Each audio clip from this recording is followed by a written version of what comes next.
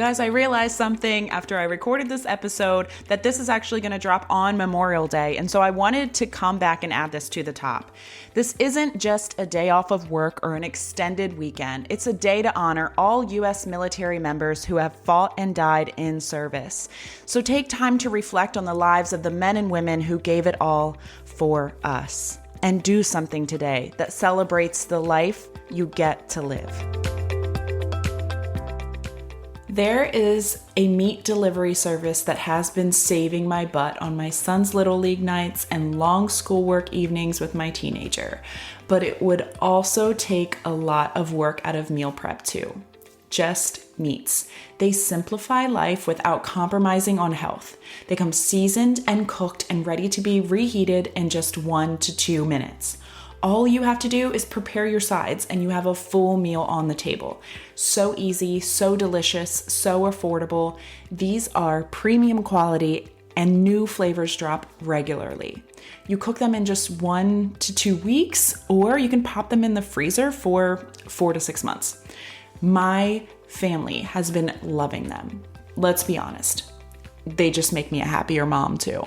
You can choose from chicken, pork, or beef options. You're going to love them and the unique sauces that each meat comes with. So head to the link in my show notes for $15 off your order, and that can also be combined with 25% off your first order. You have to try these.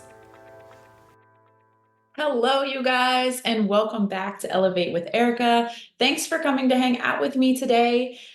Generally, topic ideas for this podcast are coming from what I'm actually going through or conversations with you guys in DMs, or if I see a quote or hear a podcast or read something in my personal development that grabs me and my mind immediately runs with it.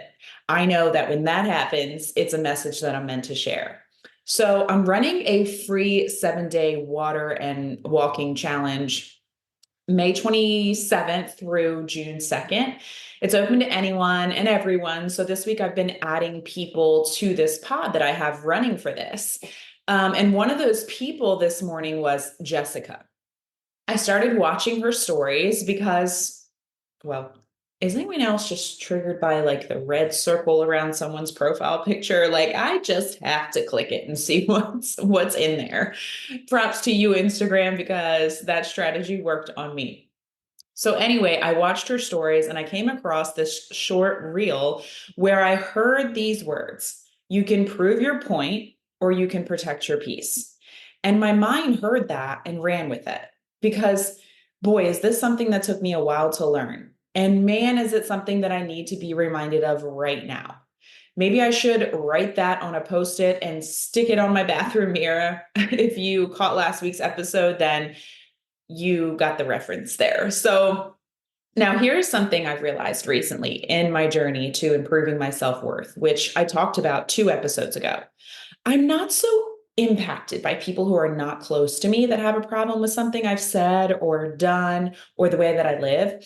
I can release their opinions and judgments on my life pretty quickly, which is why in the past I've contradicted myself on this topic, because with that group of people, I genuinely do not care what they think about me. I think that's evident in the way that I show up on social media and in the way that I show up on this podcast. I can be so authentic because I'm not bothered by the critics in the high rises or behind the screen in this scenario who see one story, one square of my life and take the time to tell me that they don't like me in some way, shape, or form. But up until this point in my life, because now I'm aware and I'm working on it, I've been very bothered and gotten very defensive by people who are close to me or people that I love who say something untrue about me, who misunderstand me or who classify me as something that I'm not. I want to prove my point. I want to defend myself until I'm blue in the face. I know that some of this is natural. And you know what? Sometimes it's necessary to defend yourself. But in most cases, when you look in retrospect, it's just not worth it. It wasn't worth it. You know, it's important to remember that the things we say and do and believe are shaped by our individual life experiences. And man, are our life experiences all so very different. Even the same two people with the exact same upbringing can have two very different experiences, right? Like one person may think they had the perfect childhood, and another person who grew up in that same household may be trying to heal from several different experiences. We are just all so different, and we process things differently because we all have different needs and we all accept love differently. And all these things that make us different make up the way that we see things today. They make up our opinions. I wanted to say that early in this episode so that what I'm saying is hopefully not taken out of context, because I don't want you to hear you can prove your point or you can protect your peace and think that I'm saying everything we do and say as individuals is right, quote unquote, right all the time. We all make mistakes. We are all wrong sometimes. None of us are perfect. And there's more than one way to do things, right? But there are times when we are called something, when we're classified as something that we know to our core is not at all who we are. And there are times when someone criticizes what we're doing without understanding our intentions or our why behind it. There are times when we can feel judged by someone that we were comfortable being ourselves around. And when this comes from someone that we considered a close friend, someone that we love, that we thought loved us, it can be a hard pill to swallow, right? In these moments, it's easy to start questioning ourselves, to start questioning what we believe in and questioning whether their opinion is true, and to start thinking that maybe we are the thing that they called us. Maybe our choices are stupid. And we can easily jump right into feeling like we need to defend ourselves. But there are so many instances where this just isn't worth it. And I know this may be an episode where I'm going to get some differing opinions back. I know some of you may be thinking if a loved one criticizes me or something that I'm doing, I especially need to prove my point to them. But I can tell you in my experience, it's often not worth it. Looking back in retrospect, jumping into defense mode, trying to convince someone who's already decided, who has already formed their opinions based on their life experiences, well, that's just where it's easy to pay the price of our peace. And there is a lot of times when something like this can be talked out between you and your spouse or your close friends and family.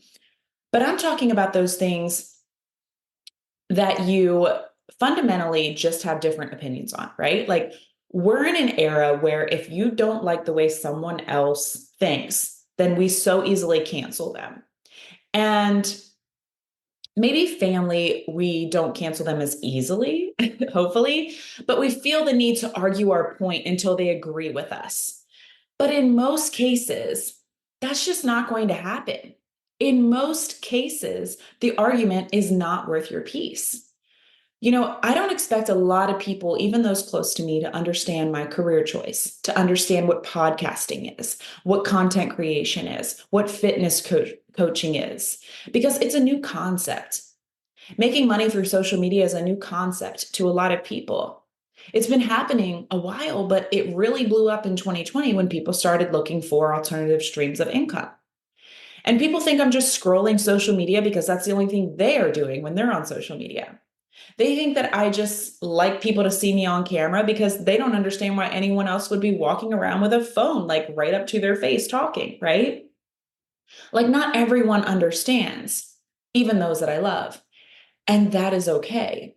But that was a hard one for me at first. Really hard to have my own husband not understand what I'm doing, to feel criticized by friends and family for leaving my government job to do this. It's tough. And I wanted to prove my point so bad, so bad to my husband for the first years of going down this unconventional career path. Boy, I wanted to show him. I wanted him to see that he was wrong, that happiness was more a measure of success than a job title. But that was my measure of success. And you know what? Nothing I said ever changed his opinion. What finally did was my actions, him actually seeing me experience, him actually seeing me doing this daily and experiencing who I am now, and seeing that this is something I'm extremely passionate about. A woman filled with purpose and excitement for life emerged, and he witnessed that. So that's what changed his opinion, his experience of being married to me and seeing me evolve, not anything I could have said to him. Because his opinion prior to this is based on how he was raised and how he was taught and his own life experience, his own position in a job that he happens to love. Because my husband is one of the lucky few that found a job that they love. He gets to do exactly what I feel like he was put on this earth to do since he was in his 20s. But that was absolutely not my experience. So during couples counseling that we found ourselves in late last year, he said the words to the therapist, "I see now why she had to leave that job. I see now." The biggest exhale came from me, and I tried for 3 years to tell him to prove my point, but he sees now because of my actions. And I share that with you because your actions will always speak louder than your words. If someone criticizes something you're doing, but you feel in your heart that your intentions are good and you're on the path you need to be on, respect that their opinion comes from their experience and understand that it doesn't mean they don't care about you. Keep your peace and let your actions do the talking. Know that their opinion does not invalidate your opinion. Their experience does not invalidate yours. If someone classifies you as something that you know to your core you are not, well, let's just call that what it is. That's name calling, right? It doesn't just stop because we became adults. We all do it. We've all said she's this, he's that, he's so, fill in the blank. We make our claims based on our interactions with that person, based on our experiences around that person, and based on our life experiences. We see the world based on our individual experiences. We see people in the same way.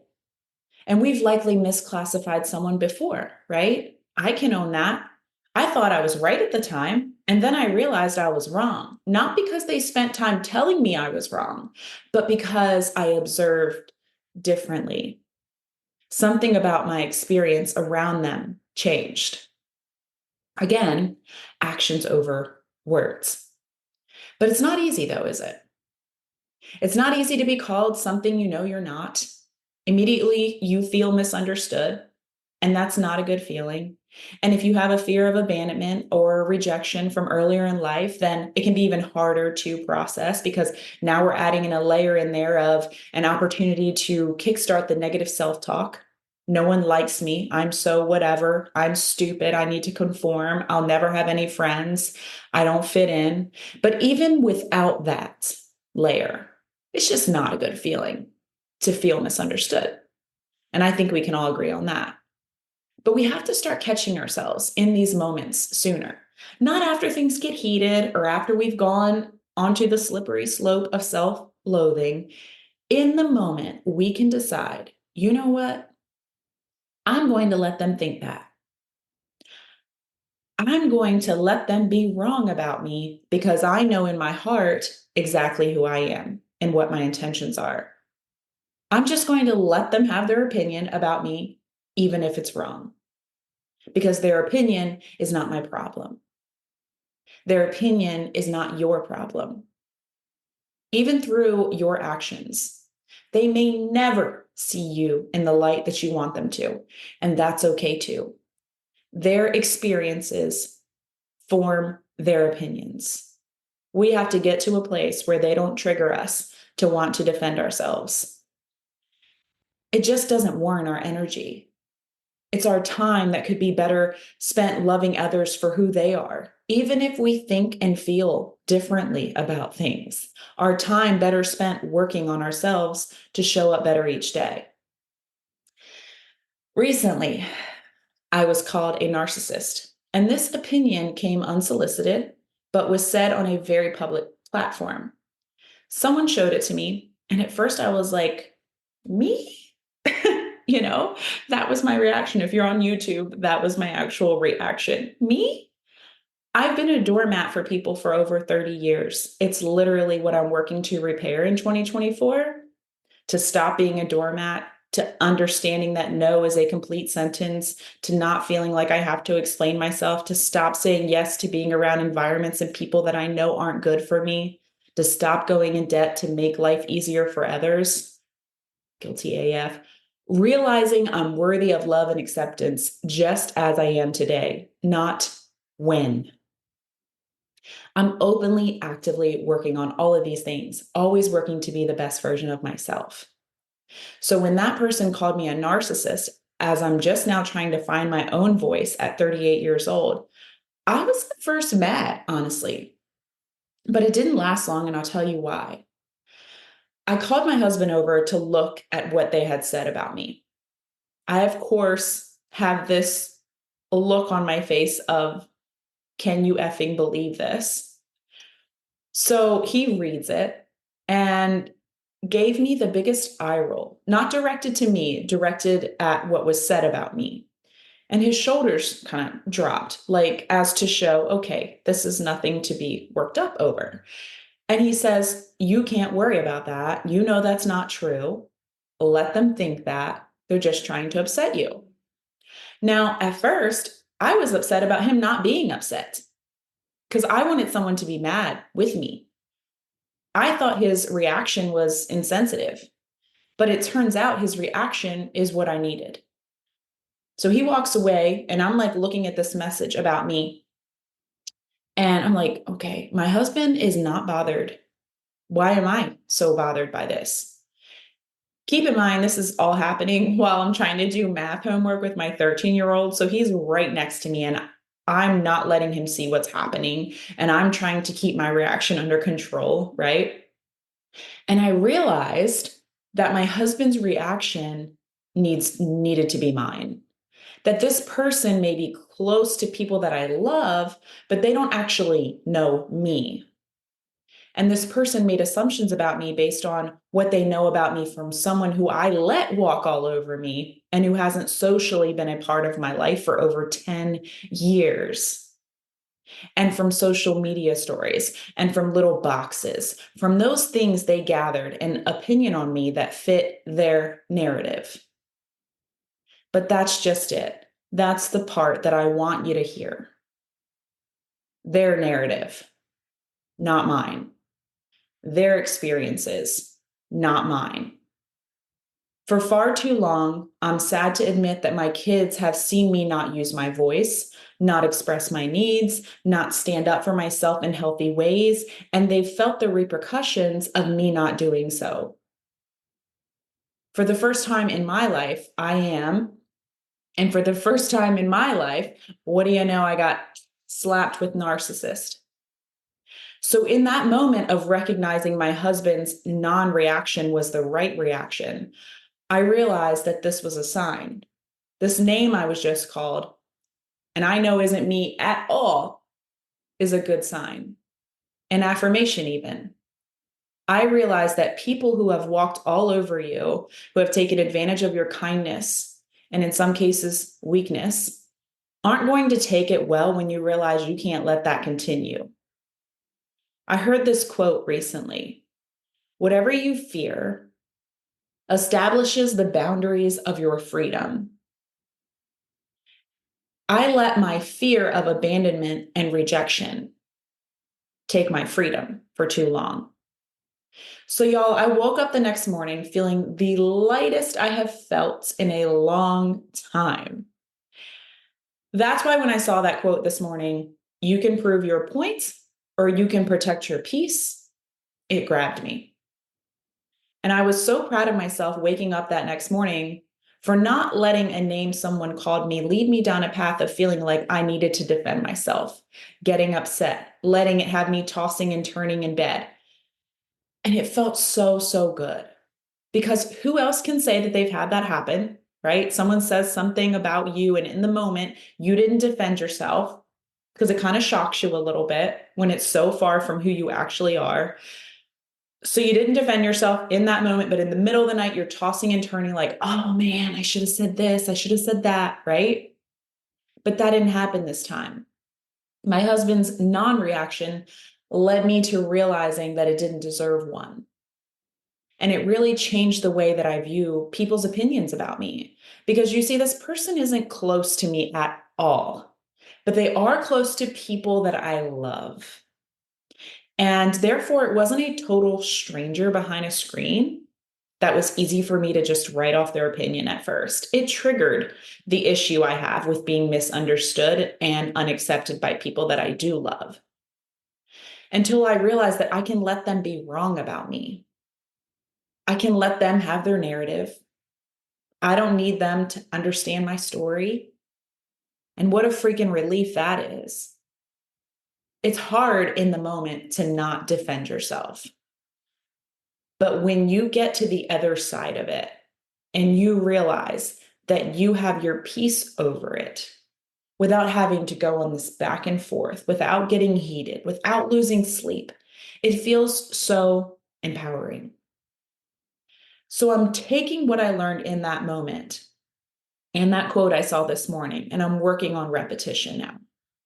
I'm working on training my brain to have this reaction that quickly, and in other instances as well. I'm just going to start telling my husband all the time someone hurts my feelings so that his non-reaction can remind me of this experience and that it doesn't warrant a reaction. I'm half kidding, also half considering that. So this experience is going to remind me how good peace feels. And I can carry this with me to work on repetition. And then in other instances, I can choose. Is this person someone that I should even defend myself to? Is this experience worth talking out? Or can I let them have this? Can I let them keep their opinion and also respect my own? Someone thinks you're this, that, and the other. Let them. What if we just let them? What if we just choose that our peace is more important and that we know who we are? And that is all that matters in the way that we show up in the world. We aren't going to be perfect at this because we're human and we have normal human reactions and emotion, and things are bound to upset us and anger us and hurt us. But with awareness and repetition, just like everything else we talk through on this podcast, we train our brain to react differently to those situations. We can choose to recognize that their opinions are based on a totally different life experience than the one we had, and it's not our job to change it. It's not our problem. Their opinions are not our problem. Even if they are directly about us, it doesn't have to be your problem. I hope I've given you something to consider, a different perspective for the next time you feel misunderstood or mislabeled. I hope you consider this episode. I hope you remember you can prove your point or you can protect your peace. And just like last episode, if you're battling this right now, or if you know that it's something that you deeply struggle with, pop this on a Post-it too on your bathroom mirror right next to the one we put last week. If you've resonated with this episode, I appreciate the time that you take to share it. And if you have a friend who needs this message, please send it to them. Tag me if you share it publicly so that I can personally thank you. I want to leave you with this. Your greatest peace will come not in correcting others, but in correcting yourself. Keep evolving, keep elevating. Until next episode, friends. E.